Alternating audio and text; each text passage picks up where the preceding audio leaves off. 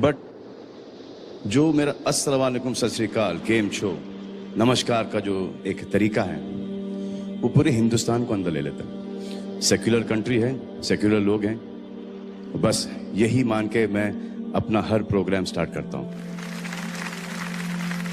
और फिर आपने मुझे शुरुआत में नमस्ते कहा। नमस्ते, नमस्ते के क्या मानी है भाई साहब, आप बोल सकते हैं? नहीं पता क्या मानी है? माइक्रोफोन ऑन कीजिए जरा भाई साहब का।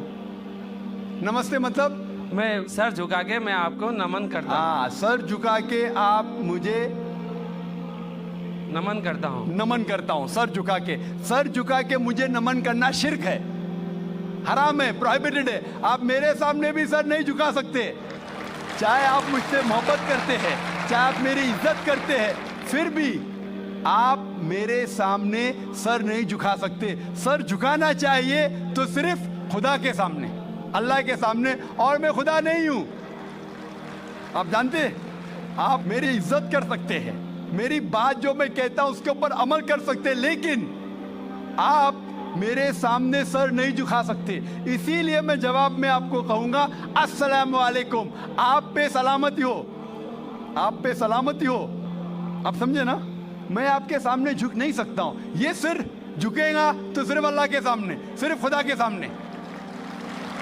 तो आपने बड़प्पन में मुझे कहा, लेकिन अगर गलत चीज कहा तो मैं वापस से जवाब नहीं दे सकता हूं, क्योंकि मैं जानता हूं जो लोग नहीं जानते वो ऐसे हरकत कर सकते हैं। मिसाल के तौर पे 1 महीना पहले मैं जब बॉम्बे एयरपोर्ट पे था तो एक औरत, हिंदू खातून, मुझे पूछी कि आप डॉक्टर जाकिर नाइक है? Are you doctor Zakir Naik? मैंने कहा जी हाँ।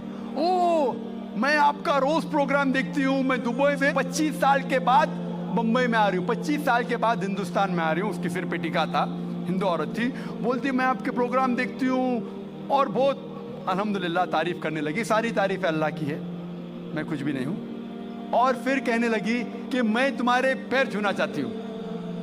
मैंने कहा कि ये गलत है, शिर्क है। तो बोले क्यों?